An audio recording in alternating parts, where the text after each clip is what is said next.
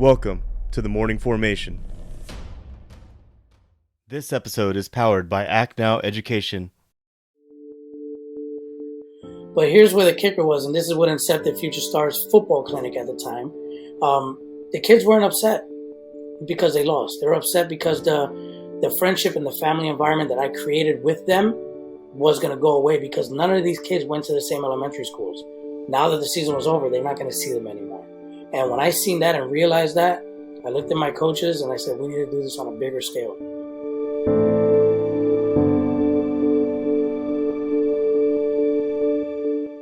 Warriors fall in. It's time for formation. Today I'm joined with a Marine Corps veteran who I actually met while attending the Military Influencer Conference in Las Vegas last fall. At that time, I got an opportunity to hear all about our guest's nonprofit organization, and more importantly, I actually felt and listened to the overall passion behind his project to change lives. Today's guest is on the show because he believes in instilling confidence and hope with our at-risk youth through physical sports activity. He also includes mentorship and community service as a majority and a priority to his organization. And I certainly agree and understand the importance, especially in today's world, of why he would prioritize these things. Our guest today is Coach Chris Torres, and his organization is called Future Stars Sports Clinic. So let's learn more about Chris and his military service and the impact that his outstanding organization has been making lately. Chris, welcome to the Morning Formation. Semper Fidelis, man. Thank you for having me in this formation. I haven't been in a formation in since 2014. You know what's funny is I am not a morning person. For me to call it the Morning Formation is kind of like counter to what I actually enjoy. But the thing about being in the formation, that was a time for us to take accountability, check in with one another after a long weekend, disseminate information, check on health and welfare, the whole 9 yards. So that's why I named the podcast the Morning Formation. Even though it was a shitty time and you knew that you were going to get ready to run, 6 to 8 miles on a PT, on your PT run, it was still a good time for that camaraderie and for us to check in with one another. So thank you for being here, and I really appreciate the opportunity. It was great meeting you too in person. That's kind of rare in today's world. A lot of my guests I've met virtually, but what I found really outstanding was just talking to you and your father there at the MIC in Las Vegas, was to hear about your organization, and we're going to learn more about that. But first, I want to dig into your time in the Marines. Would you mind talking to the audience about where you were stationed, why you chose the Marine Corps, and talk about like some of your deployments as well? Yeah, no problem. So, my father's a Marine as well, so I followed suit, kind of, sort of. Well, I joined the Marine Corps in 2002. And it was a decision I made after kind of just figuring out life. You got done with high school, you don't have no direction or what's really going on with life. And I was a big football star where I grew up, and I thought that was going to be the end all tell all, but that's that small percent. So I ended up joining the Marine Corps, and it was probably the best decision I made. It made me who I was or who I am now. During my tenure in the Marine Corps, I was an air wing guy. So I was a Marine Corps air wing. I was a maintenance administration specialist. Did that for 4 years until I got my secondary MOS. So I'm assuming there's a lot of military people that watch this podcast. So MOS, military occupational specialty. After my first enlistment, I got a secondary MOS, which was a database analyst. So I analyzed basically all the defects that came off planes when they landed, and I provided mission capability rates to the squadrons, and just a very analytical job. I did that for 14 years. Deployment wise, I did Iraq, Afghanistan. I did actually 8 deployments while I was in. I did 5 UDPs and 3 combat deployments, and it takes a toll. From when you deploy, it takes a toll on family, it takes a toll on you mentally. And I just got to a point in the Marine Corps, which I don't knock it. It was time for me to take the next step, close that book, close a chapter to that book, and start renewing and writing the next chapter. But yeah, I've served my time, and the Marine Corps is different. So obviously, we have a lot of different branches, and a lot of people say, actually, we met the guy that created CRE. Was it the Crayons Ready to Eat? Right. Yeah, Frank. So yeah, Frank. But we Marines are a very tight knit group of individuals. That's why they're called the few, the proud. And I actually yesterday I got a phone call from one of my buddies who he went to go meet his maker, and those are the type of things that are tight with Marines, and we kind of stay in touch. So we're gonna take care of him at the end of the month. But yeah, that was my time in the Marine Corps. I don't regret a day of it. I got to see a lot of the world, and it's actually put me in the position now to do what I'm doing, which is impacting our community and using those pillars of success that were instilled from the Marine Corps, and having that honor, courage, commitment, and instilling that now in our youth. Yeah, no doubt about it. I agree. Like, military service in itself is a great transition. If you're not going to be going to college right after high school, or if you are, if you somehow incorporate the reserves or the National Guard into that next step, I think that only enhances your overall leadership abilities. I know a lot of folks that leave high school, go straight into college, and they don't serve in the military. Well, the thing about the military that's so great, in my opinion, is the fact that they put you out front early. I mean, I was enlisted in the National Guard, then I went active duty as an officer. So at 23 years old, I found myself in Iraq in charge of a platoon. How many 23-year-olds can say that, right? So Not a lot. I'm It makes right, you and grow up fast. oh yes, you grew up really fast, really fast, and so I'm sure that had a lot to do with your overall professional development. It sounded like you were a pretty big high school star. What state was that in?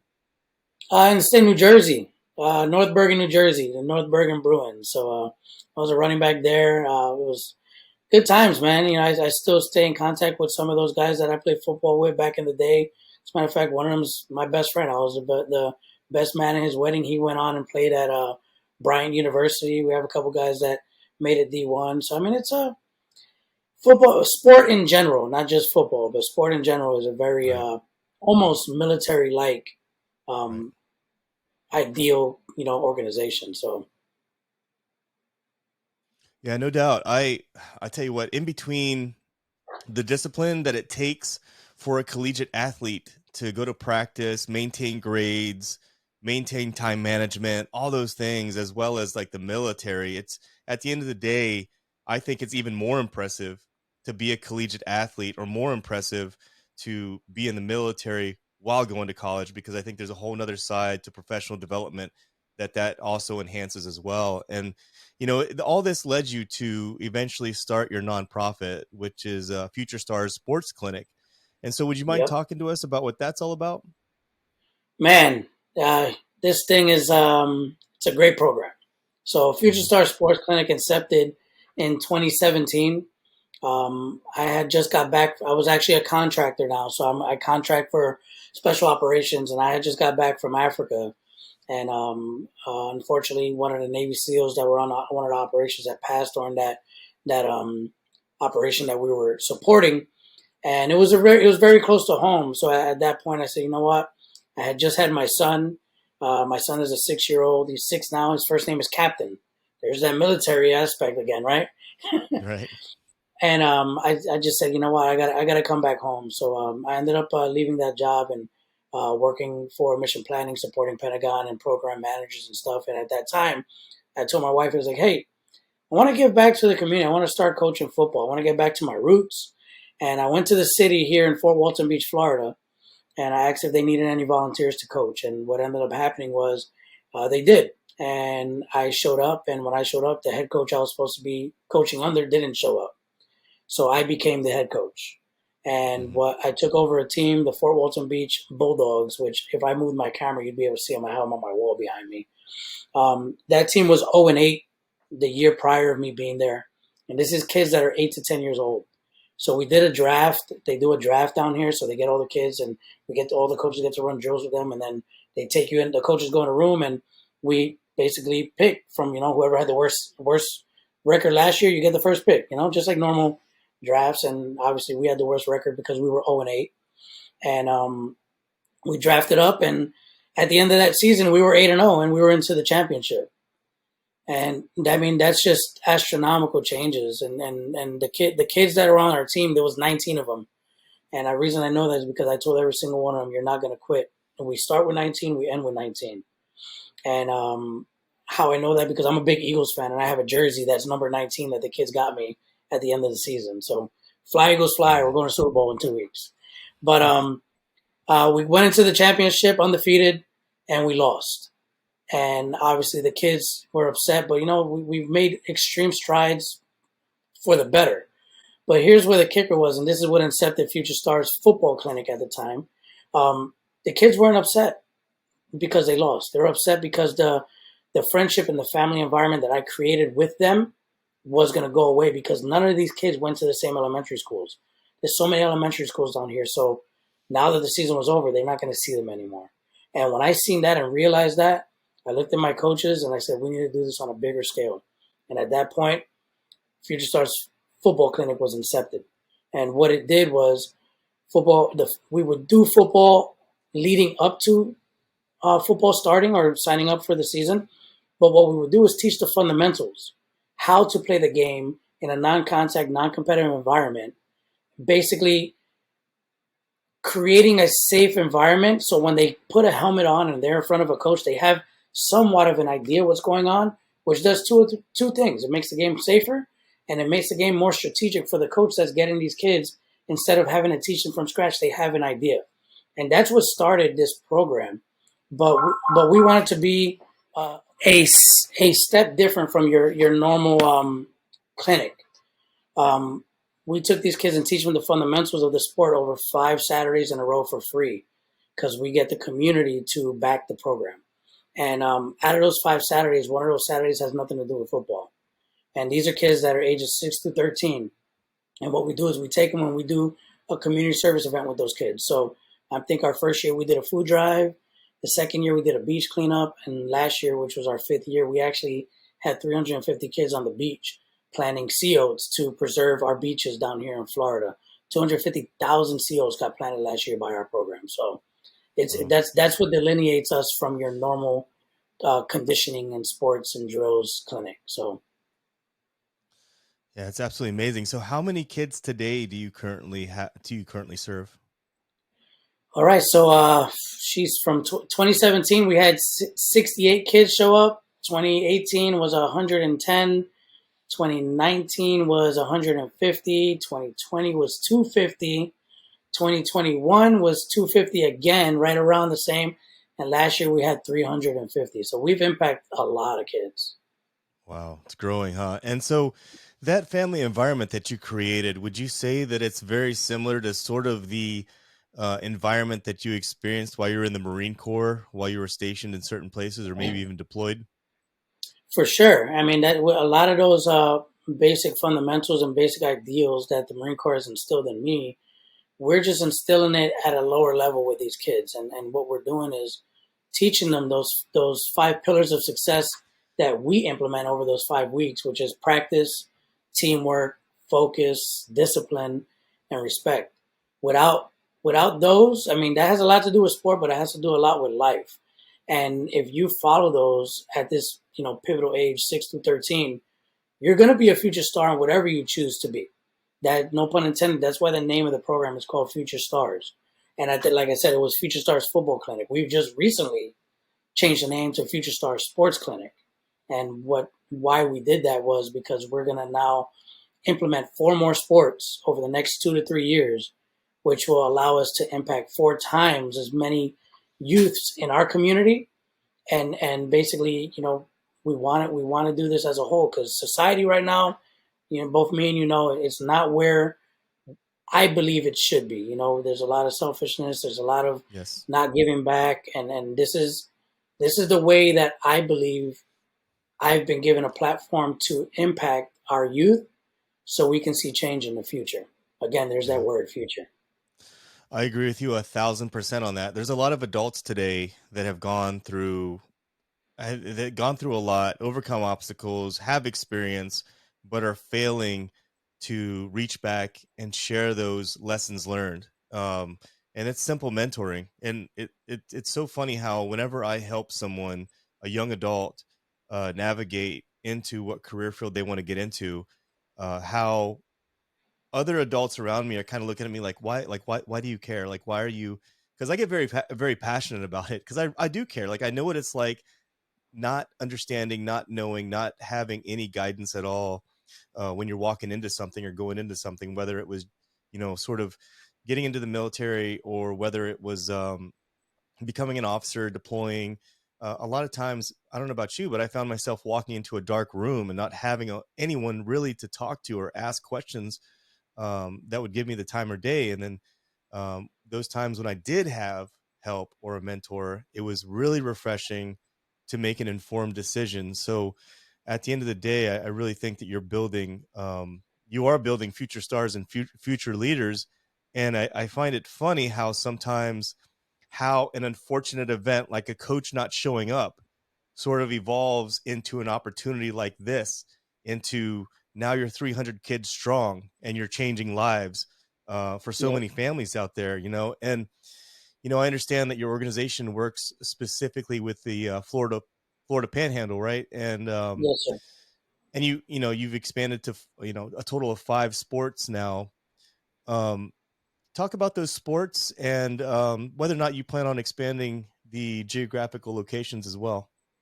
Oh, perfect. Yeah, no problem. So, again, it is a mentorship program. We're just using sport as a vehicle to mentor these kids. So, a lot of our volunteers that are part of this program, they're active duty veterans, special operators, um, coaches, parents. So, it's a full circle program. We get the military involved as well. As a matter of fact, I think the 7th Special Operations Group is going to be involved heavily with our clinic this April. And the reason I wanted to involve them was because I actually connected with Ruben Ayala from Triple Nickel that was out at the MIC when we were out there as well. Yes, I know Um, Ruben really well. they're actually printing our shirts this year. Yeah, it's awesome. Yeah, they're printing our shirts That's because awesome. triple nickel, right? You got 5. There's that synergistic number again of 5, 5 pillars, 5 clinics, 555 triple nickel. I wore number 5 when I played football. I grew up on Fifth Street, So and then now, like to answer that question, we are evolving into 5 sports. So we're gonna slow play that. We're gonna basically football is what we stood up for the past 5 years. There's that number 5 again. um, but we're gonna at the end of this year, we're gonna implement probably baseball and soccer, and we're gonna do a 1 day clinic instead of 5 to kind of stand it up, find the right person to stand it up, and then that way at the end of this year, we've had 3 different sports that we've ran. Then next year we're gonna run 2 more, probably either basketball and 1 more. We don't know what the sport's gonna be right now at this point. We're gonna see what interest comes from the community, and then we'll stand up that one as well with a 1 day pilot clinic. So at the end of 2024, we've have already ran 5 different sports. When we go into 2025, those 4 new sports we're going to run for 3 days. That way, we have a fundamental clinic, a conditioning clinic, and then a community service clinic because we got to make sure that we implement that because that's what stands us apart. And then we'll make sure we do 3, and then I say by the end of 2025, we're going to be running Future Star Sports Clinic 25 weeks out of the year.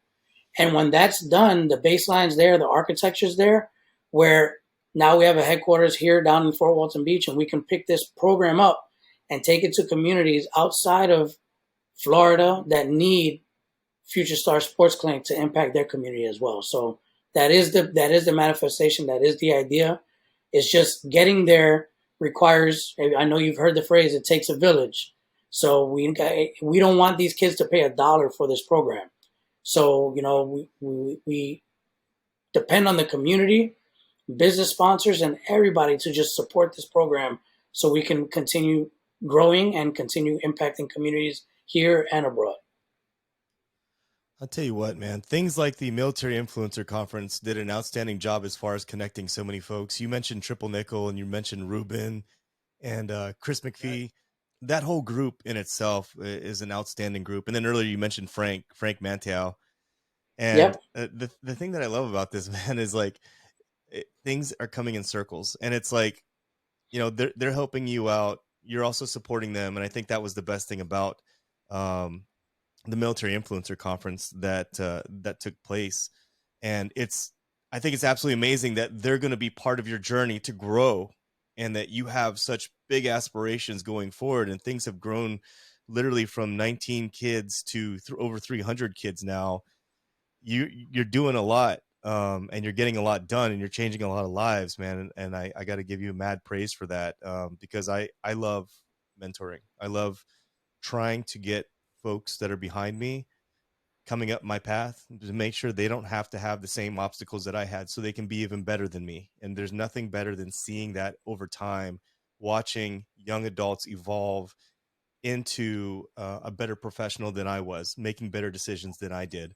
I think that's what fuels me more than anything else. And during your time in the Marine Corps, can you talk about how your time in service played into your entire decision to do this nonprofit and reach back to start Future Stars? So like my time in service,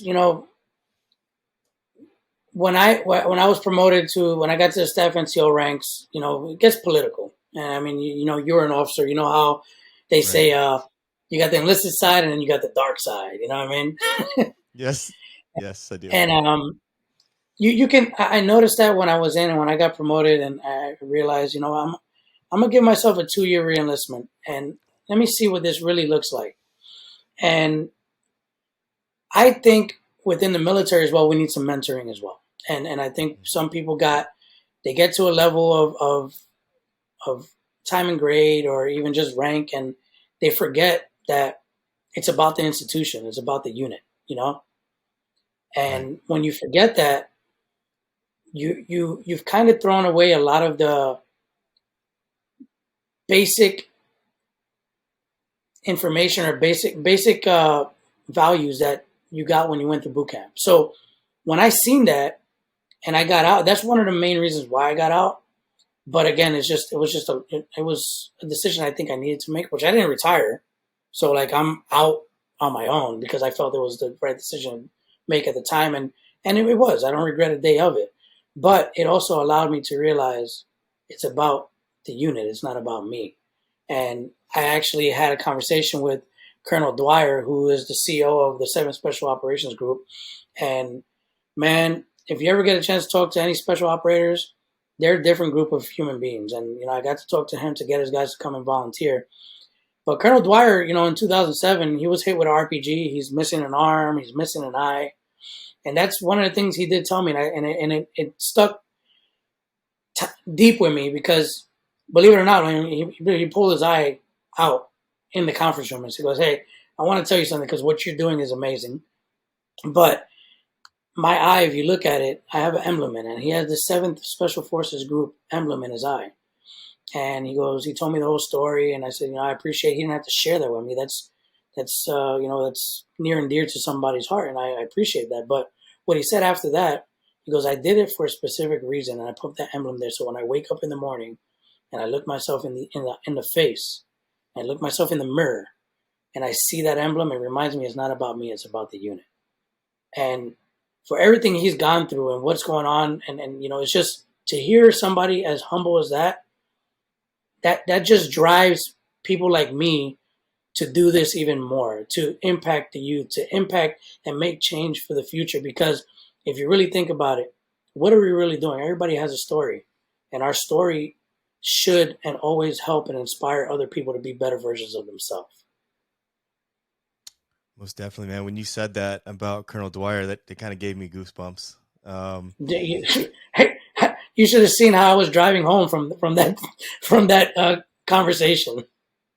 That's deep, man. Like, honestly, that's pure compassion, man, and just being loyal to something more than just money, and that's something our society today is so surrounded by the importance of money. And I think Money and sometimes materialistic.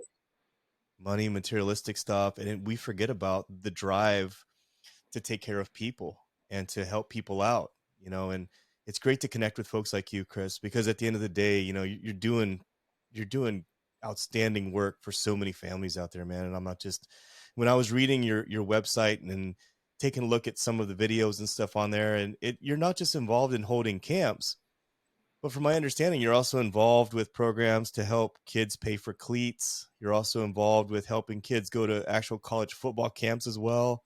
I mean, you're doing so many things out there. Can you talk to us a little bit about that as well?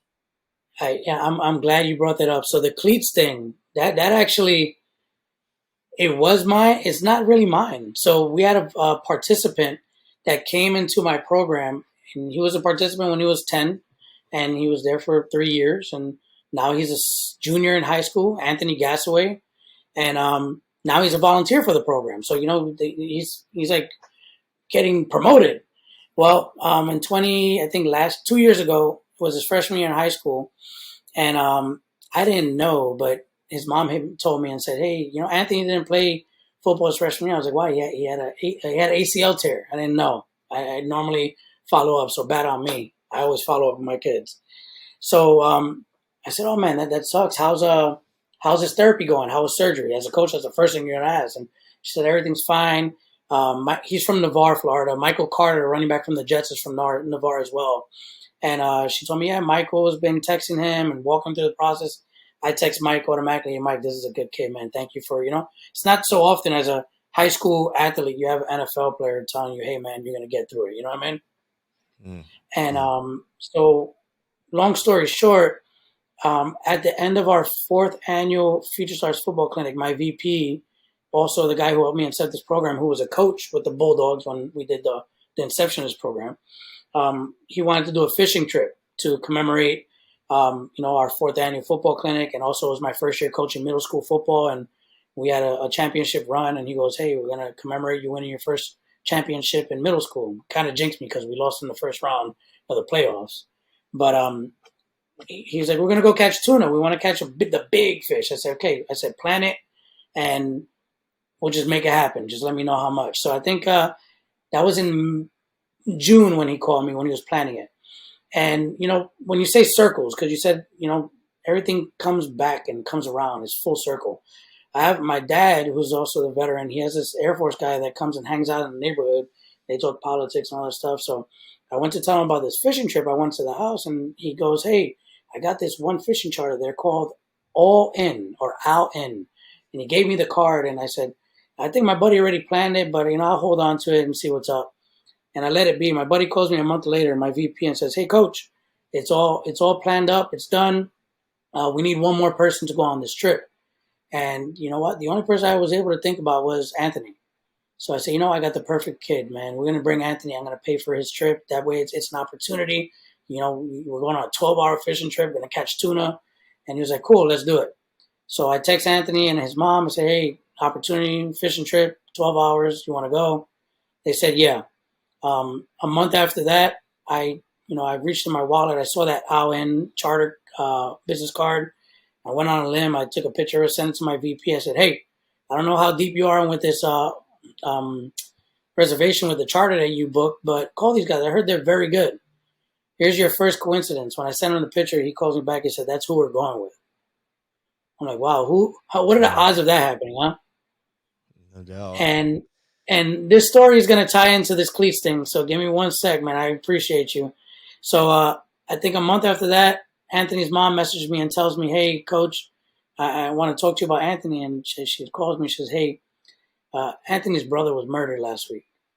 And not only was he murdered, Anthony was on the phone with him when it happened.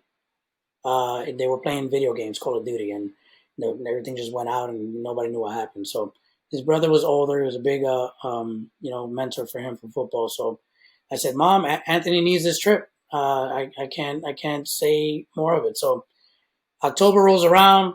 We go on the trip, 12-hour trip, 6 guys, Anthony being one of them. And I told all the guys, hey, if that reel starts screaming with a tuna, if you guys don't mind, I hope let Anthony catch the first fish, which he did.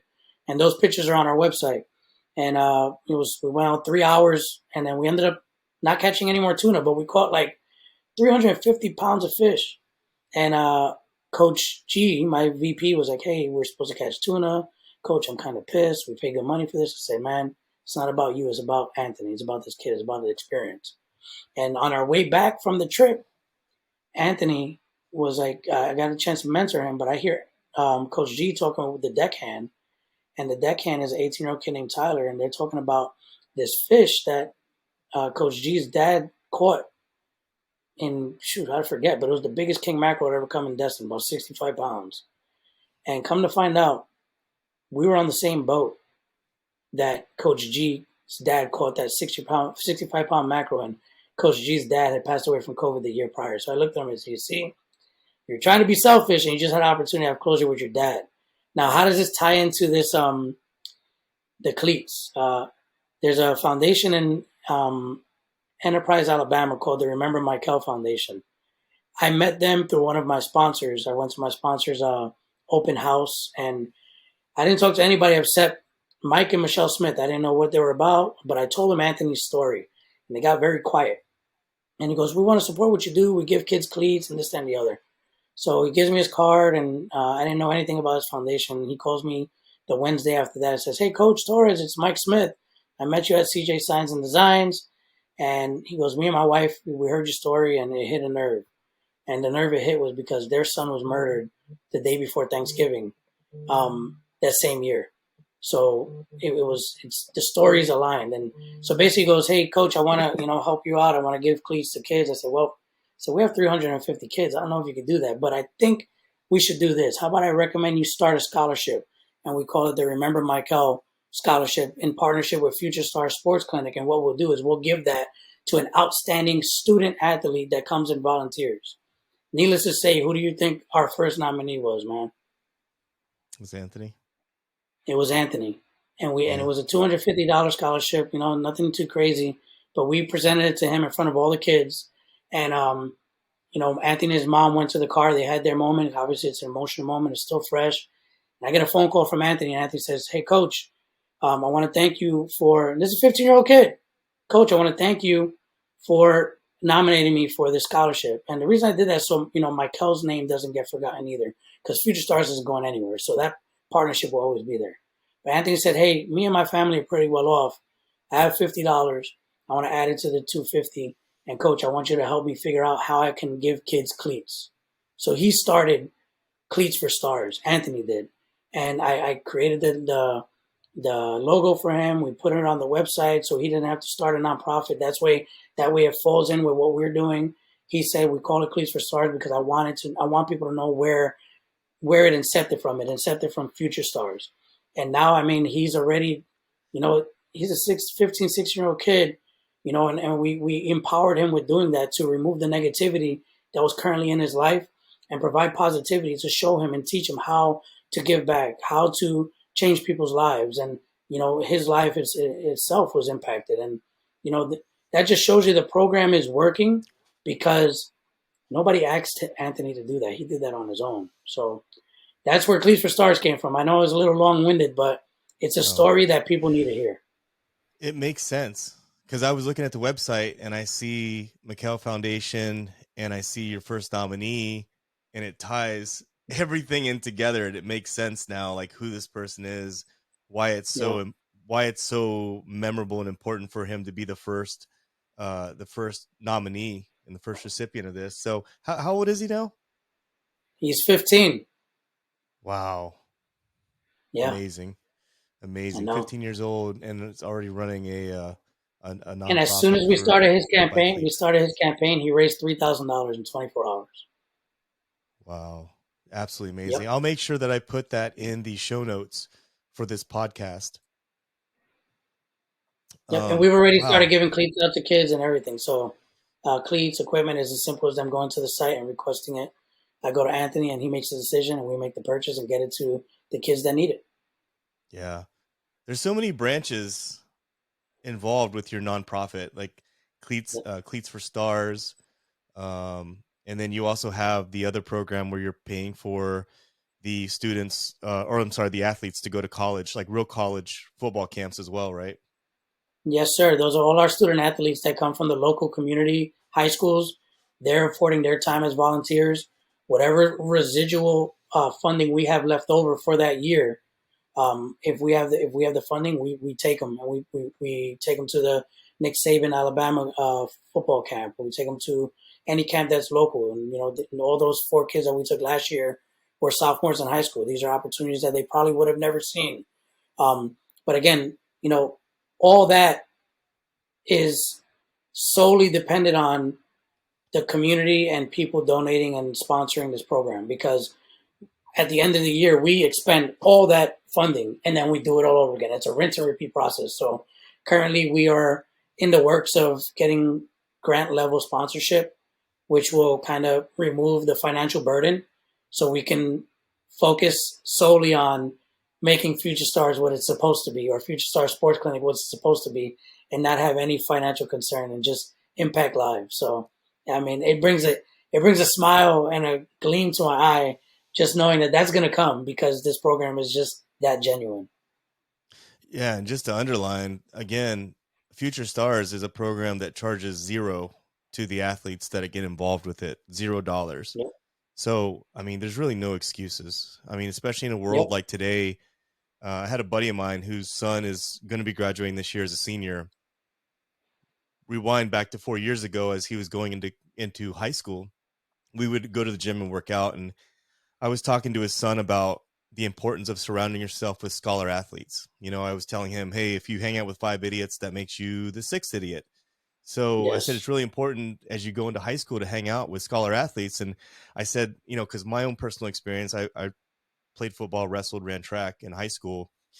And I was like, wrestling was probably, even though I loved football, wrestling for me was probably one of the most humbling sports that I ever did. And I told him, I said, if you're not going to play football, because he was a little undersized, I said, you need to consider getting into wrestling, because so much adversity, just you and somebody else on the mat. There's really no one else to blame but yourself if you win or lose. And anyways, this kid had his own intestinal fortitude to freshman year start wrestling. And here we are 4 years later, he literally, his entire team just won their conference here in LA. And he's just an amazing young man. And it's sports to me is so important. And so I'm so glad that I actually got a chance to talk to you today. And you mentioned Michael Carter earlier being one of the Yes. athletes that supports the program. Would you mind talking about some of the other professional athletes out there as well, and maybe some of the major sponsors that you've had to support this program? Oh, awesome. Yeah, for sure. So I obviously, we operate in April, every Saturday in April. So at the end of every clinic, we have a guest speaker, whether it's an NFL player, whether it's a motivational speaker, whether it's, just someone who's going to uplift and kind of maybe turn a light bulb on to some of the teenagers or just some of the youth that we have in the program. You can see some of these pictures behind me. So we had Robert Davis.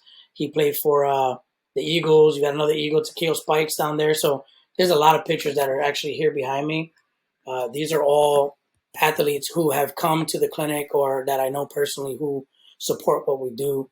And, we want to get more athletes to come down to Florida, Destin area, beautiful area. And, come down to Future Stars Football Clinic, come down to Future Stars Sports Clinic when we do baseball, soccer. We want you to come down. Jared Johnson is another one. He played for the Ravens alongside Ray Lewis. He's one of our sponsors who runs Black Rifle Coffee up here in Niceville. Florida, Florida Par and Light just became a sponsor. We have, I can go sponsor wise so many because our donation level is so low. I look at it as, I think right now we have about 65 local and national sponsors, and that's a lot of it's, some of it could be in kind, some of it is monetary. But I look at it as we keep it low because I want sponsorship in quantity, because myself, my board, and my team, we provide the quality on the field.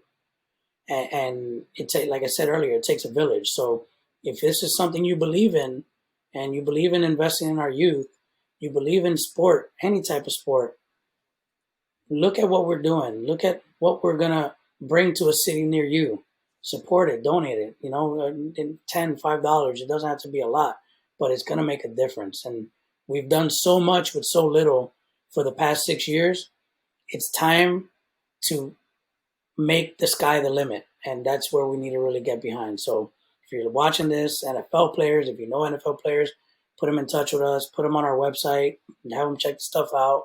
But that's really what it boils down to, and it's bringing awareness to a program that is going to change communities in the future. Yeah, no doubt about it. If you are someone that's listening out there and you have connections with pro athletes that can even just show support for this in any way, whether it be on social media or in person, please check out the website. It'll be down in the description. If you're watching this on YouTube, check the description out. If you're on an audio platform, check out the show notes down there. I will link the main website as well as Coach Chris's Instagram and Facebook. But if anyone out there is interested in connecting with you, Coach, besides Instagram, Facebook, and the website, which has your email address and phone number on there, are you on any other platforms not mentioned? I'm on LinkedIn, but all of that's on the website. You scroll down to the bottom, it says contact us. You have our LinkedIn, our YouTube, our Facebook, our Instagram. There's no reason not to get in contact with us. I want to hear from you. I want to talk to you. I want to inspire you, and hopefully, when it's time to move this to other geographical areas of the United States, we find somebody that has the passion that I do, that wants to give back, and let's collaborate. Let's link up and let's make this happen, because it's not too far when Future Stars is coming to a city near you.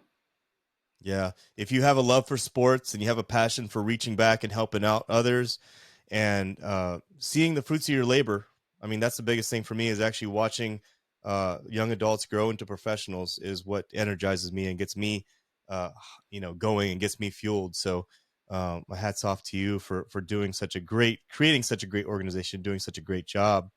Now, before we end the episode today, Coach, do you have any advice for folks out there in the military community, maybe someone that's thinking about starting a nonprofit themselves, or someone that might be interested in taking that step forward, but might have some reservations about it?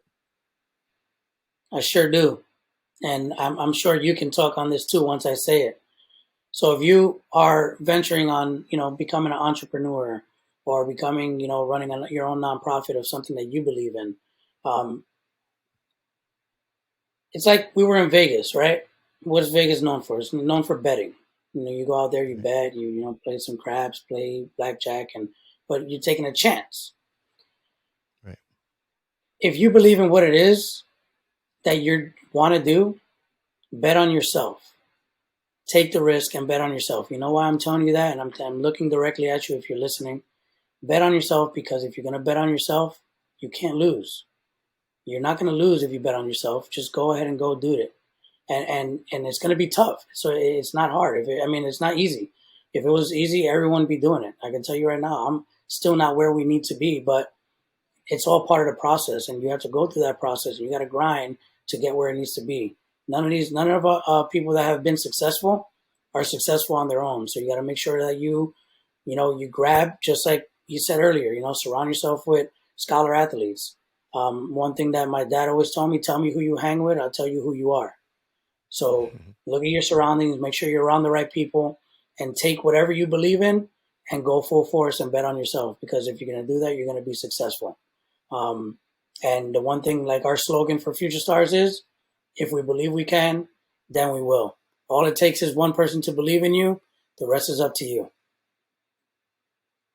That's great advice, and that's true. It sounds like you're really creating a great family down there with these kids, with those 19 that you started with, and to the 300 that you have today. You keep doing the great job that you're doing, Coach. I really appreciate you giving us the opportunity to get to know more about your organization. And for anyone out there listening, please check out the website. If you can support this in some way, shape, or form, even if it's through sharing through social media, follow him Yep. on Instagram, follow him on Facebook, share some of the stories that he's got going on, because at the end of the day, this is our future. This is tomorrow's generation coming up, and we need to build leaders. Our society today certainly needs it more than ever. So, Coach, thank you so much for joining us on the Morning Formation. I really appreciate it. Semper Fidelis. Hey, folks, and for everyone else out there, please check out the website, check him out on social media. And as always, I want you to stay tuned, stay focused, and stay motivated. Warriors, fall out.